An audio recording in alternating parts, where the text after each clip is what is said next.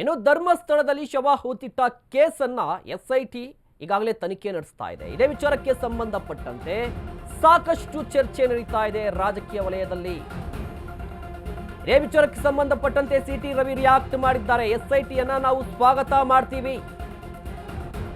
ಸರ್ಕಾರದ ಎಸ್ಐಟಿ ತನಿಖೆಗೆ ನಾವ್ಯಾರು ಕೂಡ ಮಧ್ಯಪ್ರವೇಶ ಮಾಡಲ್ಲ. ತನಿಖೆಗೂ ಮುನ್ನವೇ ಜಡ್ಜ್ಮೆಂಟ್ ಕೊಡುವುದು ಕೂಡ ಸರಿಯಲ್ಲ. ಇದೀಗ ಕೆಲವರು ತನಿಖೆಯನ್ನ ನಡೆಸಿ ತೀರ್ಪು ನೀಡಿದ್ದಾರೆ.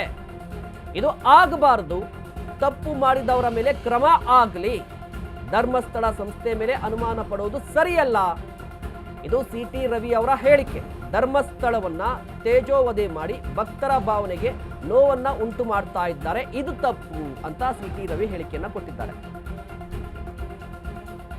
ಧರ್ಮಸ್ಥಳದಲ್ಲಿ ಶವಗಳನ್ನ ಹೂತಿಟ್ಟಿರುವಂತಹ ಪ್ರಕರಣ ಸಾಕಷ್ಟು ಕುತೂಹಲಕ್ಕೆ ಕಾರಣವಾಗ್ತಾ ಇದೆ. ಈಗಾಗಲೇ ಈ ಪ್ರಕರಣಕ್ಕೆ ಸಂಬಂಧಪಟ್ಟಂತೆ ರಾಜ್ಯ ಸರ್ಕಾರ ಎಸ್ಐಟಿಯನ್ನ ರಚನೆ ಮಾಡಿದೆ. ಎಸ್ಐಟಿ ಇನ್ನೂ ಕೂಡ ತನಿಖೆ ನಡೆಸಬೇಕಿದೆ. ಇದರ ನಡುವೆ ಈ ಎಸ್ಐಟಿ ರಚನೆ ಬಗ್ಗೆಯೇ ಬಿಜೆಪಿಯ ನಾಯಕರು ಒಂದಿಷ್ಟು ಮಂದಿ ಆಕ್ಷೇಪವನ್ನ ವ್ಯಕ್ತಪಡಿಸ್ತಾ ಇದ್ದಾರೆ.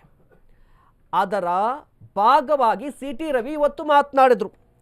ಸಿಟಿ ರವಿ ಅವರು ಏನು ಮಾತನಾಡಿದ್ರು ಅಂತ ಹೇಳಿದ್ರೆ, ತನಿಖೆ ಆಗಲಿ, ನಿಷ್ಪಕ್ಷಪಾತ ತನಿಖೆ ಆಗಲಿ, ನಾವು ಕೂಡ ಎಸ್ಐಟಿ ರಚನೆಯನ್ನ ಸ್ವಾಗತ ಮಾಡ್ತೀವಿ.